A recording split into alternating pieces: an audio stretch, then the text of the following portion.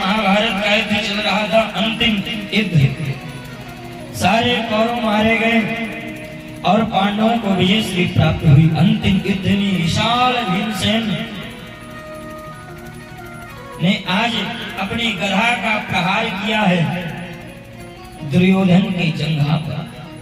आज भीमसेन ने अपने गदा का प्रहार दुर्योधन की जंघा पर किया है और आज दुर्योधन आज गिर पड़ा है।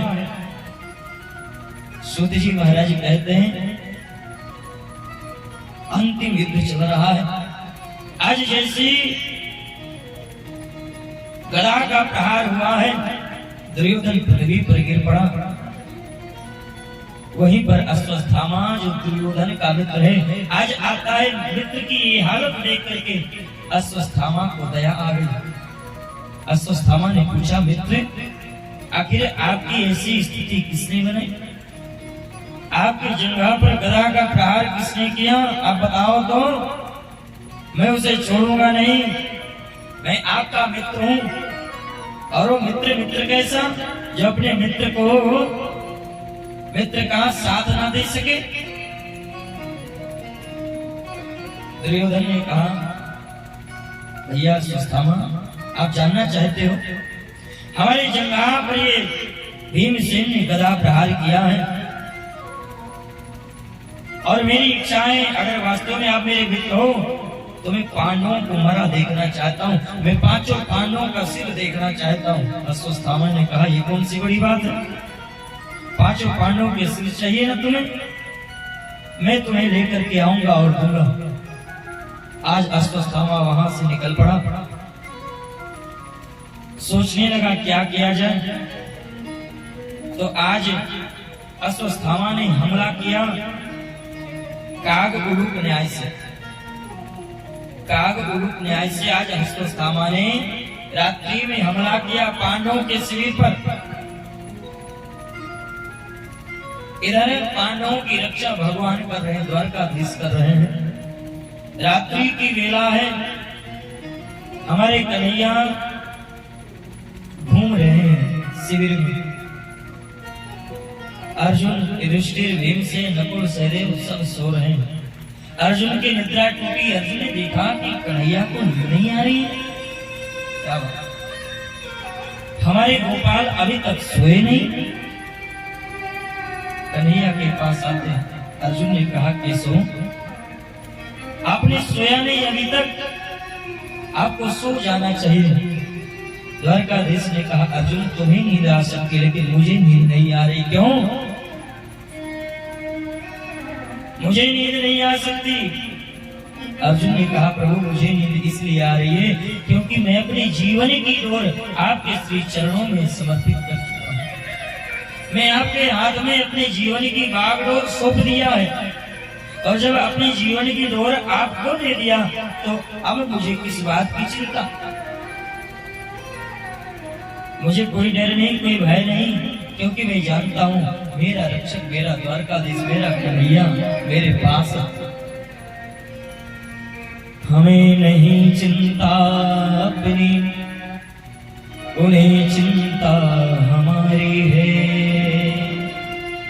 हमें नहीं चिंता अपनी, उन्हें चिंता हमारी है। हमारे प्राण के रक्षक सुदर्शन चक्रधारी है। आज अर्जुन कहता है, प्रभु मुझे अपनी चिंता नहीं, आप जानो, आपका काम जाने।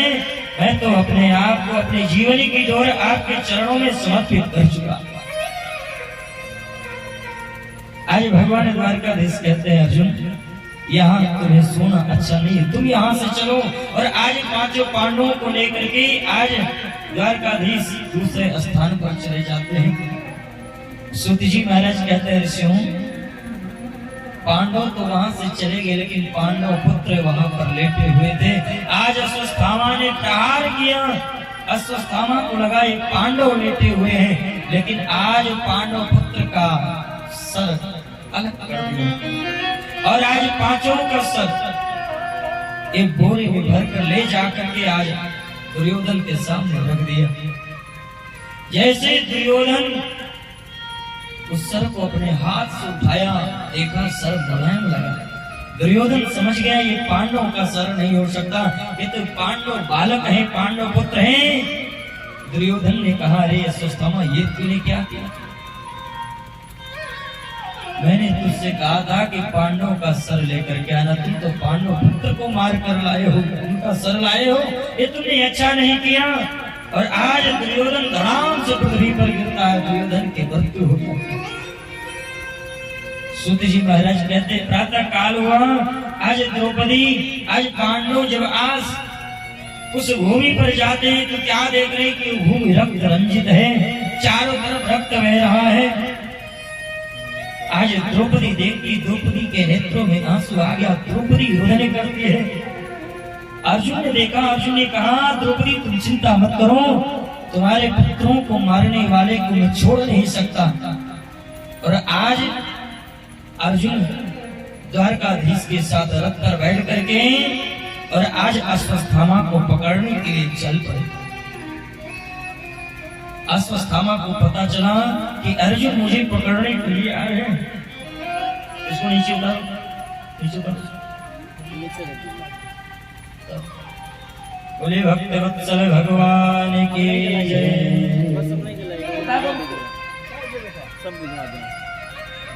आज जैसे अश्वत्थामा को पता चला अर्जुन मुझे छोड़ेगा नहीं, अर्जुन आज द्वारकाधीश के साथ में आ रहा है।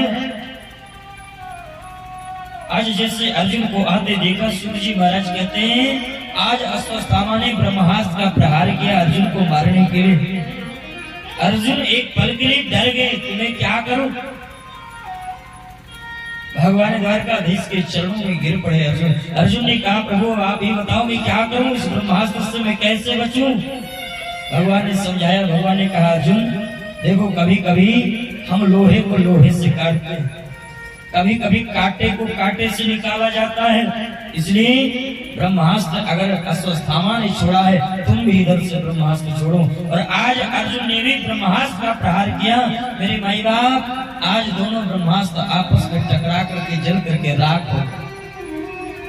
दौड़कर अर्जुन रथ से कूद कर आज अश्वत्थामा के केसों को पकड़ लिया और आज रथ पर बिठा लिया और ला करके आज भरी सभा में जहाँ हजारों लोग खड़े हैं, द्रौपदी विलाप कर रही है, करुण क्रंदन कर रही है।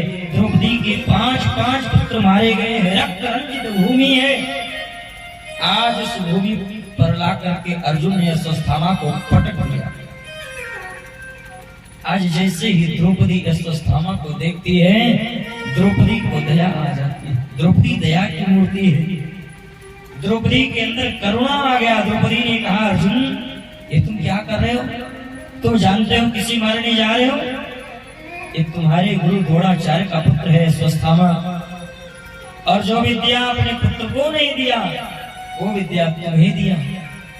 तुम जानते हो हमारे आज 5 पुत्र मारे गए हैं, लेकिन जीने के सहारे हमारे 5 पति अभी जीवित हैं। मैं अपने 5 पति के सहारे अपना जीवन यापन कर लूंगी, लेकिन अगर आज इसे आपने मार दिया तो इसकी माँ गौतमी कहाँ जाएगी? किसके सहारे अपने जीवन को यापन करेगी? गुरु द्रोणाचार्य भी नहीं है, एक यही पुत्र अश्वत्थामा है, और इसे अगर मार दिया तो ठीक नहीं होगा। मुच्यता में से ब्राह्मणों नितराम, इसे छोड़ दो, ये ब्राह्मण है, ब्राह्मण को कभी मारना नहीं चाहिए। क्या कर रहे हो महाराज? ब्राह्मण देवता है, और केवल ब्राह्मण ही नहीं, आपके गुरुदेव का पुत्र है, इसलिए इसे मारो। अर्जुन को समझ में नहीं आ रहा कि कौन सा दंड दिया जाए अश्वत्थामा को। सबसे पूछा, सबने अपना अपना विचार रखा। युधिष्ठिर से अर्जुन ने पूछा, भैया बताओ क्या किया जाए इसके साथ? युधिष्ठिर जी ने कहा कि धर्म जो कहे वो करो। नकुल सहदेव से पूछा, भीम से पूछा, सबने कहा देखो अर्जुन, अगर आप नहीं मारोगे तो मैं इसे छोड़ूंगा नहीं, मैं इसे मारूंगा ही मारूंगा। लेकिन आज वहां द्वारकाधीश खड़ा है, द्वारकाधीश कुछ बोल नहीं रहा है। अर्जुन को जब नहीं समझ में आया तो द्वारकाधीश के चरणों में गिर पड़ा। अर्जुन ने कहा प्रभु अब आप ही बताओ मैं क्या करूं, आप ही बताओ इसके साथ में क्या करूं, इसे क्या दंड दूं, मेरे समझ में नहीं आ रहा। भगवान बोले हमसे पूछते हो तो सुनो अर्जुन, तस्मात् शास्त्रम प्रमाणन्ते कार्याकार्ये व्यवस्थितो। क्या करना चाहिए क्या नहीं करना चाहिए इसके शास्त्र साक्षी होते हैं, इसलिए अर्जुन शास्त्र जो कहे वही तुम करो। ऐसी स्थिति में शास्त्र क्या कहता है कि ब्रह्म बंधुर न हन्तव्ये अतताई बदारहण। देखो अर्जुन, ये ब्राह्मण बंधु है, शास्त्र कहता है कि ब्राह्मण को कभी मारना नहीं चाहिए और आतताई को कभी छोड़ना नहीं चाहिए। अर्जुन ने कहा कैसी बात कर रहे हो प्रभु? भगवान द्वारकाधीश ने कहा ये ब्राह्मण है इसलिए इसे मारो नहीं, ये आतताई है इसे छोड़ो नहीं, मारो भी और छोड़ो भी। अर्जुन को समझ में नहीं आया कि द्वारकाधीश क्या कह रहे हैं। अर्जुन ने कहा प्रभु आप क्या कहना चाहते हो, आप सीधा सीधा बोलो। एक टेढ़ी टांग वाला ना कभी सीधा बोलता ही नहीं। अच्छा हमारे कन्हैया कहीं भी खड़े आपको मिलेंगे तो टेढ़े ही मिलेंगे, सीधे आपको कहीं नहीं दिखेंगे। तो भगवान हमारे कन्हैया हमारे जैसे खड़े होते हैं टेढ़े ना, ऐसे चलते भी टेढ़े हैं और इनकी बातें भी टेढ़ी ही रहती है। लेकिन फिर भी अर्जुन को समझ में आ गया कि कन्हैया कहना क्या चाहता है। क्यों? क्योंकि अर्जुन भगवान द्वारकाधीश का शिष्य है, गीता का ज्ञान लिया है। अर्जुन समझ गया कि ब्राह्मण का अपमान ही उसके मृत्यु के समान है। ये ब्राह्मण है, इसे मृत्यु दंड नहीं देना चाहिए और ये आतताई इसे छोड़ना भी नहीं चाहिए। इसलिए क्या करना चाहिए? तो आज अश्वत्थामा के आज मणि को निकालेंगे, आज केशों को छीन दिया और आज धक्का मार करके भरी सभा से आज अर्जुन ने अश्वत्थामा को भगा दिया। आज अश्वत्थामा का अपमान हुआ। ब्राह्मण का अपमान ही मृत्यु के समान होता है। सूत जी महाराज कहते हैं ऋषियों, अश्वत्थामा आज चला तो गया लेकिन अश्वत्थामा के हृदय में ईर्ष्या का बीज अंकुर हो गया। ईर्ष्या का बीज अंकुरित हो गया और जब व्यक्ति के जीवन में ईर्ष्या आती है ना तो फिर उसके विनाश का भी समय नजदीक आया। अश्वत्थामा ने विचार किया कि आज भरी सभा में अर्जुन ने मुझे लज्जित किया है, मेरा अपमान किया है। मैं अर्जुन के वंश में, मैं पांडवों के वंश में किसी को छोड़ूंगा नहीं, कोई पानी देने वाला भी नहीं बचेगा। कौन है? विचार करने लगा कौन आने वाला है। समझ में आया कि अरे उत्तरा गर्भवती है। अभिमन्यु तो मारा गया था लेकिन अभिमन्यु की जो पत्नी उत्तरा है वो गर्भ धारण की है। अगर उस गर्भस्थ शिशु को मार दिया जाए तो पांडवों के वंश में कोई पानी देने वाला नहीं बचेगा। इधर भगवान जाने के लिए तैयार होते हैं। सूत जी महाराज कहते हैं ऋषियों, जैसे भगवान रथ पर बैठते हैं द्वारकापुरी जाने के लिए, तब तक क्या देखते हैं कि उत्तरा दौड़ते हुए भगवान के पास में आकर के चरणों में गिर जाती है, चीखती पुकारती। बाल विधवा दौड़ी दौड़ी आई और चरणों में लिपट कर पुकारने लगी, पाहि पाहि योगिन देव देव जगत्पते नान्यं तद्भयं पश्ये यत् मृत्यु परस्परम्। पाहि माम आज कहते हुए उत्तरा आज भगवान के चरणों में गिर पड़ी। प्रभु मेरी रक्षा करो, मेरे गर्भस्थ शिशु की रक्षा करो। आज भगवान समझ गए, भगवान आज रथ से उतर पड़े। आज उत्तरा से भगवान ने कहा देवी अपने नेत्र को बंद करो। और आज जैसे उत्तरा देवी ने अपने नेत्र को बंद किया, भगवान अंगूठे के समान रूप लेकर के और आज उत्तरा के गर्भ में प्रवेश करते हैं और आज अपने चक्र को जैसे चलाया है, आज अश्वत्थामा के द्वारा छोड़ा हुआ वह ब्रह्मास्त्र जल करके राख हो गया। आज गर्भस्थ शिशु का रक्षा हुआ। आज भगवान ने उत्तरा के गर्भ की रक्षा की।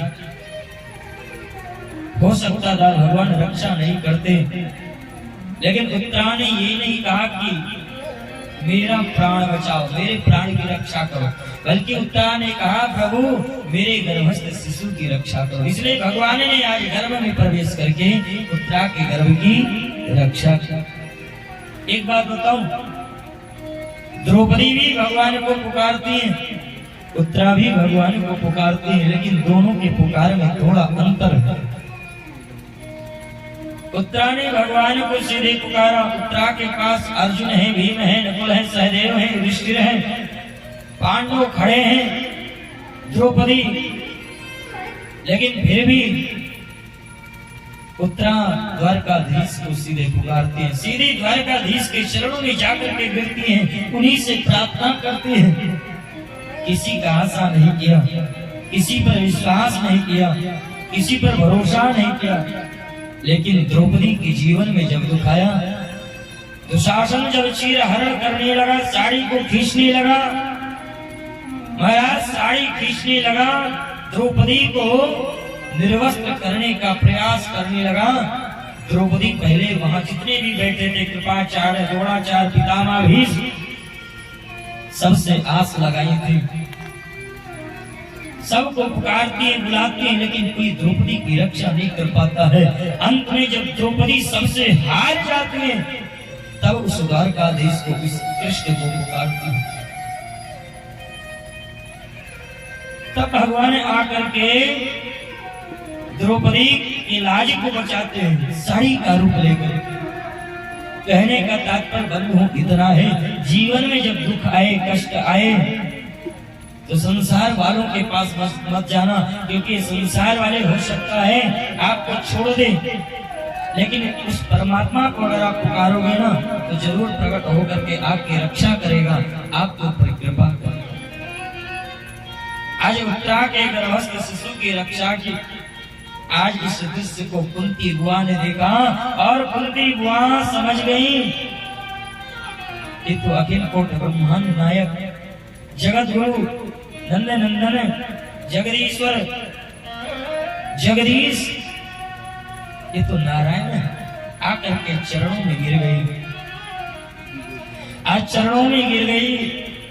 आज बार बार कुंती बुआ आज प्रणाम करती है। कन्हैया द्वारकाधीश ने देखा बुआ आकर के चरणों में गिर पड़ी, प्रणाम करना चाहती है, मुझे प्रणाम कर रही है। कुंती बुआ को हृदय से लगा लिया। कन्हैया ने कहा बुआ ये कैसी उल्टी गंगा बहा रही हो? अरे भतीजे को प्रणाम बुआ को करना चाहिए, यहाँ बुआ भतीजे को प्रणाम कर रही है, ये आप ठीक नहीं कर रही हो, मैं आपका भतीजा हूँ। आज 26 श्लोकों में कुंती मैया ने भगवान द्वारकाधीश की स्तुति कर। कुंती बुआ ने कहा प्रभु ये तो आपकी करुणा है, ये तो आपका प्रेम है कि संसार में आप आते हो, किसी के भतीजे बनते हो, किसी के पुत्र बनते हो, किसी के भाई बनते हो, लेकिन प्रभु एक बात जान लेना, आज सबके माता पिता भाई बंधु भतीजे तो आप हो। माता रामो मत पिता रामचंद्र, स्वामी रामो मत सखा रामचंद्र, सब कुछ आप हो। ये तो आपकी करुणा है, आपकी कृपा है कि संसार में आप आते हो, तो आप किसी को बुआ बनाते हो, किसी को काकी बनाते हो, किसी को काका बनाते हो। 26 श्लोकों में कुंती बुआ ने बहुत सुंदर स्तुति भगवान। सूत जी महाराज कहते हैं ऋषियों, कुंती बुआ कहती है प्रभु आपने मुझे प्रत्येक क्षण प्रत्येक पल रक्षा की, हमारे बच्चों की रक्षा आपने की, इसलिए प्रभु आज आप जाने के लिए तैयार हो। मैं चाहती हूँ कि आप मत जाओ, आपका स्मरण मेरे जीवन में सदा निरंतर बना रहे, मैं आज आपसे कुछ चाहती हूँ। भगवान ने कहा क्या चाहती हो, मांगो। कुंती बुआ कहती है प्रभु मुझे दुख चाहिए। भगवान ने कहा दुख चाहिए, क्यों, दुख क्यों चाहिए? कुंती बुआ कहती है प्रभु दुख इसलिए चाहिए क्योंकि अगर आज हमारे जीवन में दुख नहीं होता तो शायद आपका दर्शन नहीं होता। ये हमारे जीवन में दुख आया तो आप भी हमारे साथ आए और आप हमारे साथ थे। अगर हमारे जीवन में सुख आ जाएगा ना तो फिर आप मेरे पास रहोगे, इसलिए मुझे तो दुख चाहिए। विपदा संतुना सस्वत तत्र तत्र जगद्गुरु भवतो दर्शनम यत्स्यात् पुनर्भव दर्शनम। इसलिए मुझे तो दुख चाहिए। भगवान कहते हैं बुआ मैं तुम्हें दुख नहीं दे सकता, मैं तुम्हें विपत्ति नहीं दे सकता। कुंती बुआ कहती हैं प्रभु वो विपत्ति नहीं, वो संपत्ति नहीं जिसमें आपका विस्मरण हो जाए। बहुत संपत्ति हो लेकिन आपकी याद जीवन में ना रहे, ना आए तो संपत्ति नहीं है। और जीवन में विपत्ति पर विपत्ति आती रहे लेकिन आपकी याद बनी रहे, आपका स्मरण बना रहे तो हमारे लिए सबसे बड़ी संपत्ति वही है। इसलिए जीवन में विपत्ति आए, दुख आए तो मेरे माई बाप कभी घबरा नहीं। प्रत्येक प्राणी के जीवन में कभी दुख आता है, कभी सुख आता है, कभी गर्मी होती, कभी ठंडी होती है, दिन होता है, रात होता है, सर्द होता है, गर्म होता है, बरसात होता है। ऐसे ही सुख और दुख है हमारे जीवन में। कभी सुख आता है, कभी दुख आता है और ये सुख और दुख दोनों परमात्मा के ही तो बनाए हुए हैं। इसलिए हमें दोनों को सहज स्वीकार करना चाहिए, दोनों भगवान के।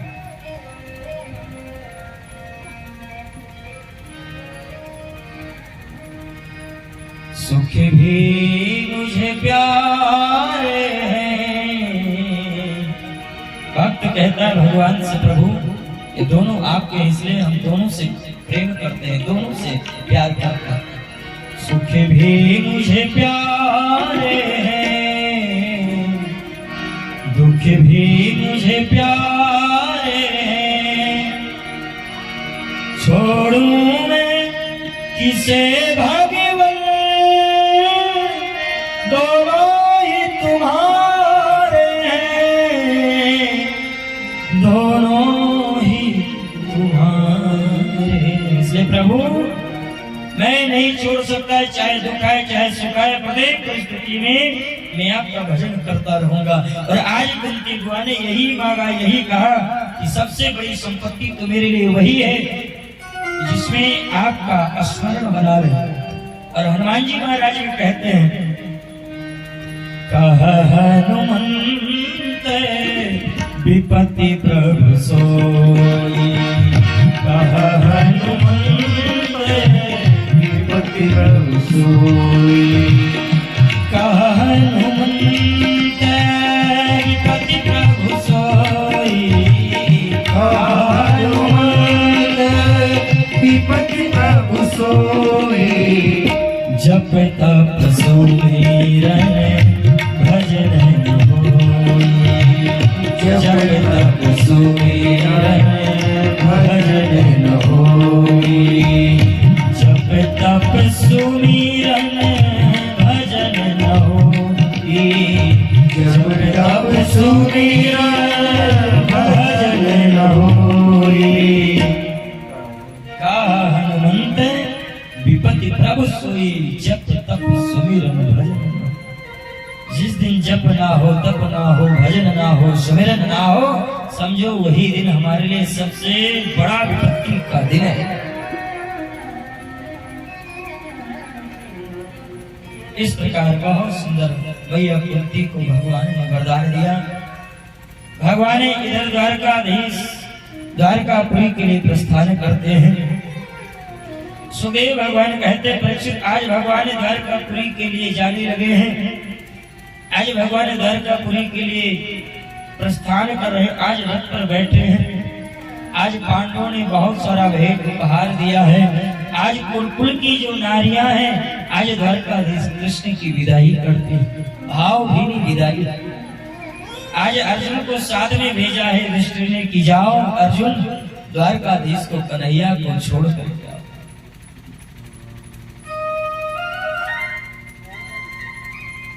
सुत जी महाराज कहते हैं ऋषियों भगवान जाने लगे तो भगवान को विचार आया, याद आया, कह रहे अभी हमारी प्रतीक्षा कोई कर रहा है। कौन कर रहा है? तो पितामह भीष्म। अभी उनके पास भी मुझे जाना है। सायंकाल का वेला था। द्वारकाधीश ने सोचा चलो सुबह पितामह भीष्म से मिलकर के फिर द्वारकापुरी के लिए प्रस्थान करेंगे। रात्रि की वेला आई। रात्रि में भगवान युधिष्ठिर के पास में जाते हैं। युधिष्ठिर के पास में जाकर के समझाने का प्रयास किया, देखो भैया युधिष्ठिर अब आप राजा बन गए हो, आपको विजयश्री प्राप्त हुई है।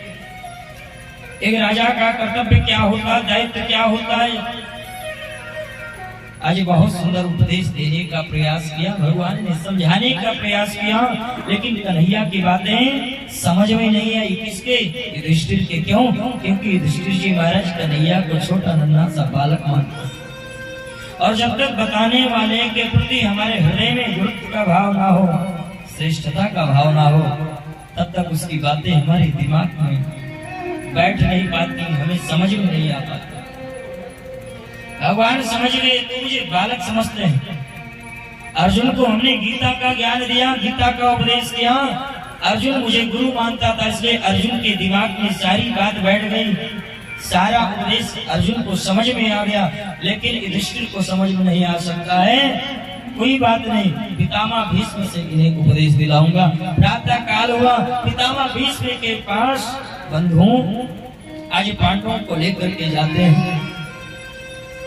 आज पांडव पहुंच करके पितामह भीष्म को प्रणाम किया। 54 दिनों से बाणों की सैया पर लेटे हुए हैं पितामह भीष्म, प्रतीक्षा कर रहे हैं भगवान की। आज पांडवों ने प्रणाम किया, पितामह कि पांडव आपके श्री चरणों में प्रणाम करते हैं, प्रणाम स्वीकार हो। पितामह ने आशीर्वाद दिया, पितामह भीष्म ने आशीर्वाद दिया और कहा अर्जुन मैं तो द्वारकाधीश का दर्शन करना चाहता हूँ, थोड़ा तुम बगल हो जाओ, सामने से हट जाओ। और जैसे ही आज पांडव सामने से हटे हैं, देखा कि द्वारकाधीश आज खड़ा है। आज उसके बाकी जाति को निहार रहे पितामह भीष्म, आज भगवान का दर्शन कर रहे हैं। प्रभु अब एक अंतिम इच्छा मुझ दास की है, आज आपने मुझे दर्शन दिया, आज आपने आकर के मुझे धन्य कर दिया। हर एक व्यक्ति की यही इच्छा रहती है कि मेरे अंतिम समय, मेरे मृत्यु के समय परमात्मा मेरे समीप आ जाए। और आज बहुत सुंदर भगवान की स्तुति पितामह भीष्म ने किया। सदैव देवो भगवान प्रतीक्षतां कलेवरं व कलेवरं यावदिदं हिनोम्यं प्रसन्नः सारुणलोचनो लसन् मुखाम्बुजो ध्यानपतः चतुर्भुजान्। प्रभु मैं आपके हंसते हुए मुखारविंद का दर्शन चाहता हूँ। आज आपने मेरे जीवन को धन कर दिया, प्रतीक्षा करवा कर आप आए, लेकिन आप आए तो मैं आपके श्री चरणों में प्रणाम करता हूँ।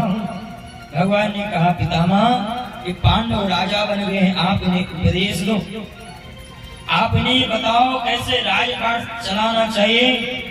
आज पितामह ने बहुत सुंदर पांडवों को उपदेश दिया, दान धर्मान राज धर्मान मोक्ष धर्मान विभागसा। पितामह कहते हैं देखो तुम सब गृहस्थ हो, गृहस्थ को चाहिए कि दान करना चाहिए, सेवा संतों की करना चाहिए, ब्राह्मणों की सेवा करना चाहिए, भजन करना चाहिए, प्रजा की सेवा करना चाहिए। राजा का दायित्व होता, कर्तव्य होता है कि प्रजा दुखी ना होने पाए। बहुत सुंदर उपदेश दिया पितामह भीष्म ने पांडवों को। पितामह भीष्म ने कहा देखो अर्जुन अब मेरे जाने का समय आ गया है, अब तो मुझे कृष्ण से बातें करने दो। आज भगवान श्री कृष्ण से पुनः कहते हैं पितामह भीष्म की प्रभु आज मैं आपको कुछ देना चाहता हूँ, आज मैं आपसे कुछ मांगना चाहता हूँ। आज मेरी इच्छा है कि मेरी एक पुत्री है, उस पुत्री का विवाह मैं आपसे कर दूं। पांडव खड़े थे, पांडवों ने विचार किया कि पितामह तो आजीवन ब्रह्मचारी थे, इनके पास पुत्री कहां से आ गई। भगवान भी विचार करने लगे किस पुत्री की बात करें। पितामह बीच में कहते हैं प्रभु आप चिंता मत करो, इतिमति रूपे कल्पिता तेष्णा भगवत सत्वत पुंगवे विभूमि इतिमति कल्पिता तेष्णा। प्रभु मैं अपनी मति रूपी बुद्धि रूपी पुत्री आपके श्री चरणों में समर्पित करना चाहता हूँ। मैं अपनी बुद्धि रूपी पत्नी पुत्री के साथ में आपका पाणी ग्रहण करना चाहता हूँ, आपका विवाह करना चाहता हूँ। प्रभु ये जो मेरी पुत्री है ना, इसके अंदर कोई तृष्णा नहीं है, तृष्णा रहित है। और आज अपने बुद्धि रूपी पुत्री को भगवान श्री कृष्ण के चरणों में समर्पित किया। धीरे धीरे समय आया, उत्तरायण काल आया। भगवान उत्तरायण प्रभु आज सामने खड़े हैं। भगवान का भी एक नाम है उत्तरायण। क्यों? क्योंकि उत्तरा के गर्भ में जाकर के गर्भस्थ शिशु की रक्षा की थी, इसलिए भगवान का नाम उत्तरायण पड़ गया। पितामह भीष्म कहते हैं प्रभु इससे सुंदर मृत्यु अब कब आएगी, आप सामने हमारे खड़े हो। उत्तरायण काल है, उत्तरायण प्रभु सामने है। प्रभु अब मेरी इच्छा है कि मैं अपने प्राणों को त्याग दूं। और आज उस दिव्य छठा का ध्यान करते करते भगवान हरि के उस माधुरी मोहनी छवि का ध्यान करते हुए उस मोहनी मूर्त को अपने हृदय में बसा करके आज पितामह भीष्म ने अपने प्राणों को विसर्जन किया है, अपने प्राणों का त्याग किया। बोले भक्त वत्सल भगवान की। आज पितामह भीष्म ने अपने प्राणों का त्याग किया। हर एक व्यक्ति की इच्छा रहती है, हर एक व्यक्ति की इच्छा होती है कि जब मेरा प्राण निकले तो परमात्मा मेरे सामने हो। जब मेरा प्राण कंठ पर आए ना तो परमात्मा मेरे सामने हो, मेरी जीवा पर उस परमात्मा का नाम आए। आइए हम और आप श्रवण करते हैं। इतना तो करना स्वामी जब प्राण तन से निकले,